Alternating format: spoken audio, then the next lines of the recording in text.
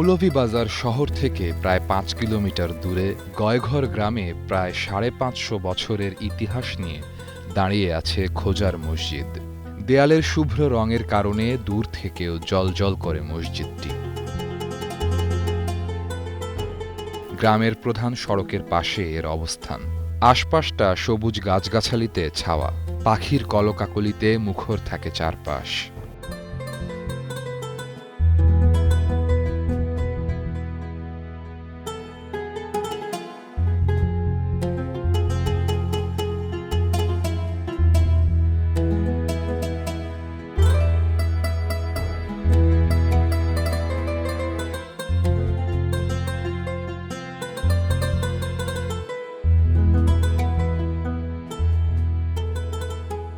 এই মসজিদে রয়েছে ৩টি বড় দরজা ও ৬টি ছোট দরজা।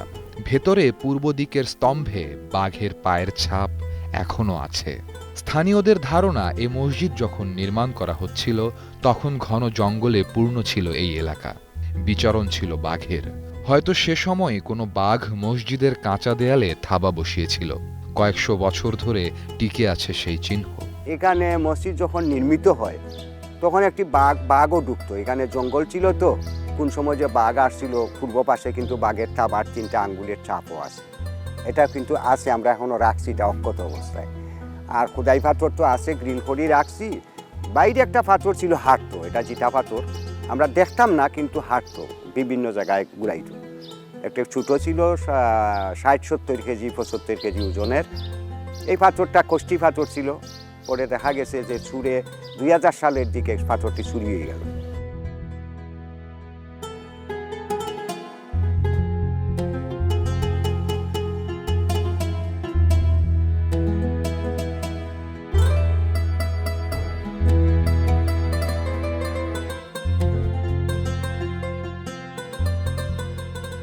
দেয়ালের ওপরের দিকে আরবি লেখা, ফুল লতার ছবি আঁকা। পশ্চিমের দেয়ালে কৃষ্ণ পাথরের বহু পুরনো একটি শিলালিপি। চুরি ঠেকাতে লোহার খাঁচার বেষ্টনী দেওয়া হয়েছে এতে। দেওয়ালে ইটের গাঁথুনি অনেক পুরু। মূল মসজিদ দৈর্ঘ্যে ও প্রস্থে ২৪ হাত করে, আর গম্বুজটি ১৮ ফুট উঁচু।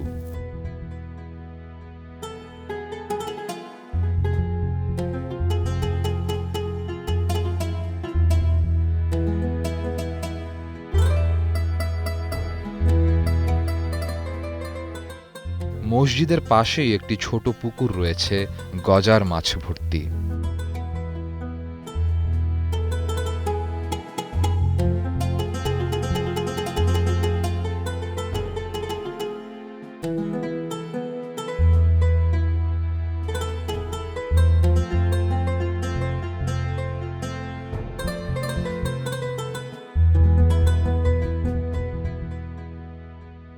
ইতিহাস পর্যালোচনা করে জানা যায় ১৪৭৬ খ্রিস্টাব্দে সুলতান বরবক শাহর ছেলে সুলতান শামসুদ্দিন ইউসুফ শাহর আমলে মসজিদটি নির্মাণ করা হয়।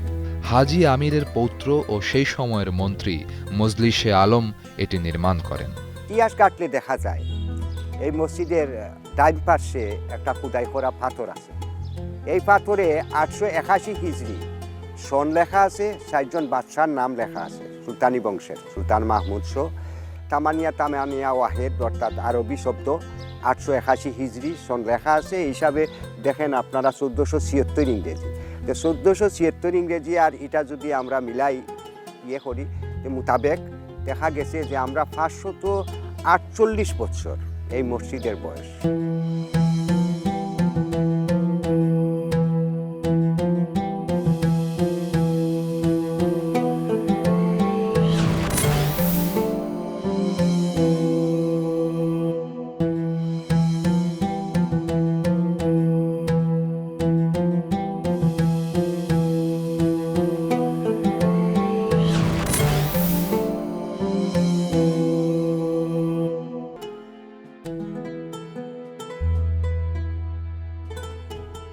খোজার মসজিদের নামকরণ নিয়ে অনেক লোককথা রয়েছে। সবচেয়ে বেশি যে কথা প্রচলিত তা হল বাংলার সুবেদার মানসিংহের কাছ থেকে বিতাড়িত হয়ে পলায়নের সময় পাঠান বীর খাজা ওসমান এ মসজিদে আশ্রয় নিয়েছিলেন। সেই থেকে খাজা নামের অপভ্রংশ খোঁজা থেকে এর নামকরণ।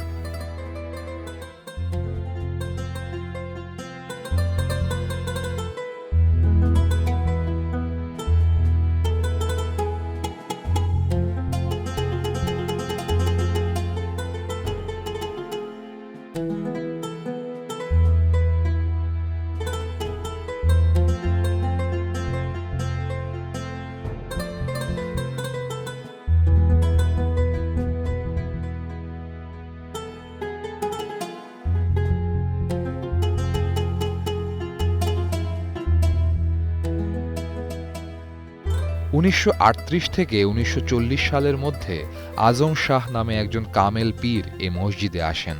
1940 সালের দিকে মসজিদের গম্বুজটি ভেঙে পড়ে। তখন তিনি মানুষের দ্বারে দ্বারে গিয়ে টাকা সংগ্রহ করে হবিগঞ্জের বানিয়াচংয়ের পরিচিত এক মিস্ত্রিকে দিয়ে এই গম্বুজটির সংস্কার করান। 1960 সালে আরও একবার মসজিদটি সংস্কার করান তিনি। সংস্কারের পর আজম শাহ চলে গেলে এটি অরক্ষিত হয়ে পড়ে। ঝোপ জঙ্গলে ছেয়ে যায় পুরো স্থান, এমনকি গম্বুজেও গজিয়ে ওঠে বটের চারা ও লতাগুল্ম।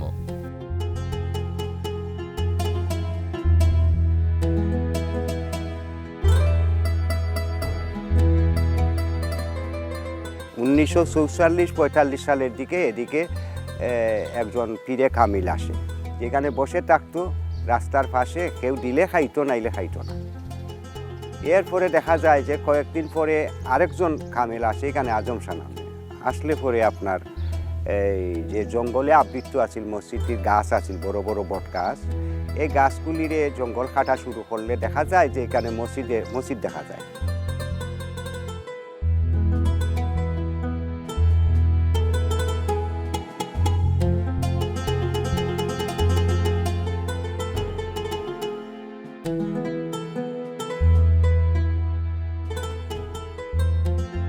উনিশশো সালের পর অপরিকল্পিতভাবে সংস্কার শুরু হয় এ মসজিদের।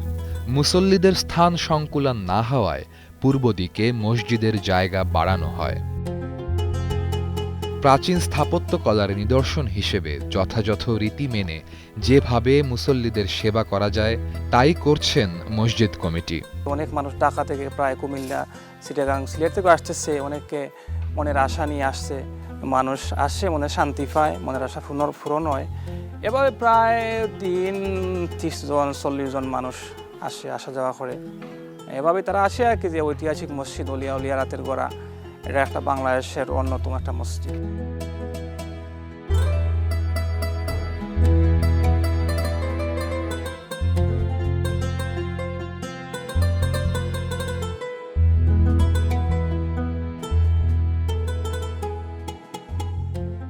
একটি টিলার মতো উঁচু স্থানে নির্মিত এই মসজিদ 17 শতাব্দীর সাক্ষ্য বহন করছে আজও।